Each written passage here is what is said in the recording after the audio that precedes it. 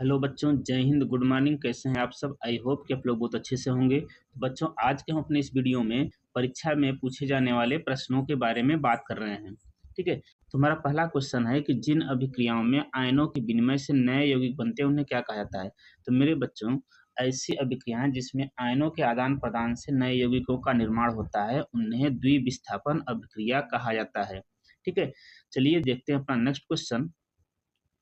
Next question कह रहा है कि शुद्ध जल का पीएच मान क्या होता है? तो शुद्ध जल जो होता है मेरे भाई, ये स्वादहीन होता है। पहली बात कि अगर हम बात पीएच मान की करें तो आप जानते होंगे कि पीएच स्केल पर 0 से लेकर 14 तक की संख्याएं लिखी होती हैं। ठीक है। इसके बीच की संख्या जो 7 है, ठीक है, ये उदासीन विलयन को दिखाता है। अगर हम बात करें तो 7 से कम जिन भी विलयन का पीएच मान 7 से कम होता है उन्हें एसिड कहते हैं, और जिनका 7 से ज्यादा होता है उन्हें क्या बोलते हैं? बेस बोलते हैं। ठीक है। जो हमारा शुद्ध जल होता है ये उदासीन होता है, यानी कि न तो एसिड है न तो बेस है। इसलिए शुद्ध जल का पीएच मान कितना होगा? 7 होगा, यानी हमारा करेक्ट ऑप्शन ऑप्शन सी हो जाता है। तो आइए देखते हैं अपना नेक्स्ट क्वेश्चन। नेक्स्ट क्वेश्चन कह रहा है कि जिंक चूर्ण पर तनु सल्फ्यूरिक अम्ल की अभिक्रिया से कौन सी गैस निकलती है? तो मेरे भाई आप याद रखिएगा, जिंक जो है एक मेटल है। अब एक फार्मूला याद रखिए कि जो मेटल होता है, मेटल जब भी कभी, ठीक है ना, किसी एसिड के साथ रिएक्ट करता है तो हमेशा हाइड्रोजन गैस ही रिलीज करता है। क्या निकलता है? हाइड्रोजन गैस निकलता है। यानी ऑप्शन ए हमारा करेक्ट हो जाता है। अब इसे एक एग्जांपल से समझते हैं कि हमने जिंक लिया और इसकी अभिक्रिया हमने कराया है सल्फ्यूरिक एसिड से। तो इससे जो निर्मित होगा, जो बनेगा प्रोडक्ट, वो होगा जिंक सल्फेट और प्लस हाइड्रोजन गैस। तो इसी गैस के निकलने की बात हो रही, कौन सी गैस निकलती है? तो हाइड्रोजन गैस निकलता है। यानी ऑप्शन ए हमारा करेक्ट हो जाता है। आई होप कि आप इसको समझ पाए होंगे। चलिए चलते हैं अपने नेक्स्ट क्वेश्चन पे। नेक्स्ट क्वेश्चन कह रहा है कि क्षारक के साथ हल्दी का रंग कैसा होता है? ठीक है मेरे भाई, आपने देखा होगा कि जब खाना खाने के दौरान कभी भी अगर कपड़े पर खाना गिर जाता है तो कुछ समय बाद जो खाने का रंग होता है वो पीला होने लगता है। ये इस वजह से होता है क्योंकि खाने में हल्दी होती है। ठीक है।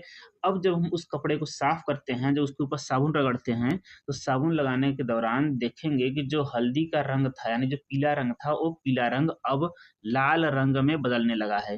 ठीक है। ऐसा इसलिए हुआ था क्योंकि हल्दी जो है एक क्षार के साथ, यानी बेस के साथ रिएक्ट करके किस कलर की हो जाती है? भूरे लाल कलर की हो जाती है। और ये क्षार मिला कहाँ से उसको? तो जो हमने सोप यूज किया है, यानी जो साबुन यूज किया है, साबुन क्या होता है भाई? साबुन जो होता है वो बेसिक नेचर का होता है, यानी कि क्षारी होता है। ठीक है। तो क्षार के साथ हल्दी अगर रिएक्ट करेगा तो क्या बनाएगा? भूरा रंग। आई होप कि आप इसको समझ पा रहे होंगे। चलिए देखते हैं नेक्स्ट क्वेश्चन। नेक्स्ट क्वेश्चन कह रहा है कि CaOCl2 का प्रचलित नाम क्या है? तो मेरे भाई, CaOCl2 को ब्लीचिंग पाउडर कहा जाता है। ब्लीचिंग पाउडर का उपयोग कहाँ होता है? तो ये जो है पीने वाले जल को, यानी पेयजल को शुद्ध करने में, ठीक है ना, पेयजल को शुद्ध करने में इसका प्रयोग किया जाता है। यानी कि ये पीने वाले पानी को क्या करता है? ठीक है, बैक्टीरिया फ्री करता है। इसके बैक्टीरिया से फ्री करता है। ये याद रखिएगा आप लोग। आइए कुछ और बातें कर लेते हैं इस पर। तो जो हमारा ऑप्शन में आप देख रहे हैं बेकिंग सोडा दिया है, तो मेरे भाई इसका भी केमिकल नाम पूछता है। तो बेकिंग सोडा को हम बोलते हैं सोडियम बाई कार्बोनेट। क्या बोलते हैं? Sodium bicarbonate. धावन सोडा की बात करें तो इसको कहा जाता है सोडियम कार्बोनेट। ठीक है। लास्ट हमारा बचा है क्या? Plaster of Paris. Plaster of Paris का जो फार्मूला होता है वो होता है CaSO4, ठीक है, डॉट 2H2O। यानी कि प्लास्टर ऑफ पेरिस का अगर एक सूत्र इकाई अणु लेते हैं तो उसमें जल के 2 अणु मौजूद रहेंगे। इस बात को आप याद रखिएगा। ठीक है। चलिए देखते हैं अपना नेक्स्ट क्वेश्चन। नेक्स्ट क्वेश्चन कह रहा है कि पौधों में जल की हानि से संबंधित है। मतलब कहने का ये है कि पौधों में जो जल की हानि होता है किसके द्वारा होता है? तो मेरे भाई ये होता है रंध्र के द्वारा। रंध्र को इंग्लिश में क्या बोलते हैं? रंध्र को बोलते हैं स्टोमेटा। इसके बारे में हमने अपने पहले लेक्चर में भी डिस्कस किया था। जो स्टोमेटा होता है मेरा भाई, स्टोमेटा करता क्या है कि ये वाष्पोत्सर्जन द्वारा जल की हानि कराता है। ठीक है। आइए हम बात करें जाइलम पे। तो जाइलम जो होता है, जाइलम वाटर को कंडक्ट करता है, मतलब कि जड़ों से लेकर के पौधों के विभिन्न भागों तक पानी को पहुंचाने का काम कौन करता है मेरे भाई? जाइलम करता है। ठीक है, तो जो हमारे क्वेश्चन का सही आंसर है कि पौधों में जल की हानि किससे होती है, तो वो होता है रंध्र से, यानी ऑप्शन डी हमारा क्या होता है? करेक्ट होता है। आइए देखते हैं नेक्स्ट क्वेश्चन। नेक्स्ट क्वेश्चन कह रहा है कि निम्न में से कौन सा पादप हार्मोन नहीं है? ठीक है, तो इंसुलिन जो है मेरे भाई ये पादप हार्मोन नहीं होता है, ये एक एनिमल हार्मोन है। और इंसुलिन का निर्माण होता है कहाँ पर? पैंक्रियाज में, पैंक्रियाज से सिक्रीट होता है। ठीक है ना, पैंक्रियाज का मतलब अग्न्याशय से। ठीक, इंसुलिन की कमी से डायबिटीज रोग हो जाता है। कौन सा रोग होता है मेरे भाई? अगर इंसुलिन की कमी होगी तो डायबिटीज रोग हो जाता है। और डायबिटीज रोग में होता क्या है कि हमारे रक्त में यानी ब्लड में ग्लूकोज की मात्रा बढ़ जाती है। ठीक है, तो आई होप आप इसको समझ पाए होंगे। इस क्वेश्चन का जो करेक्ट आंसर है वो ऑप्शन सी है, इंसुलिन। आइए देखते हैं नेक्स्ट क्वेश्चन। नेक्स्ट क्वेश्चन कह रहा है कि इंसुलिन हार्मोन का कार्य क्या होता है? तो अभी हमने डिस्कस किया था कि जो इंसुलिन होता है, अगर इंसुलिन की कमी हमारे शरीर में हो जाती है तो करता क्या है कि जो ब्लड के अंदर शर्करा होता है उसके स्तर को नियंत्रित नहीं कर पाता है। इसका मतलब इंसुलिन का मेन काम जो होता है रक्त में शर्करा का स्तर नियंत्रित करना होता है। तो इस क्वेश्चन का हमारा करेक्ट आंसर कौन सा जाता है? ऑप्शन सी हो जाता है करेक्ट आंसर। आइए देखते हैं नेक्स्ट क्वेश्चन। नेक्स्ट क्वेश्चन कह रहा है कि निम्न में से कौन एक पारितंत्र का जैविक घटक है?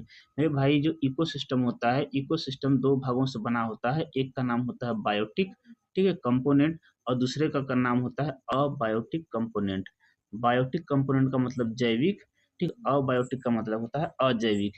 इसका जो है मतलब हो जाएगा कि बायोटिक में लिविंग थिंग आएंगी जो जिंदा हैं, और अबायोटिक में ऐसी चीजें आती हैं जो जिंदा नहीं है।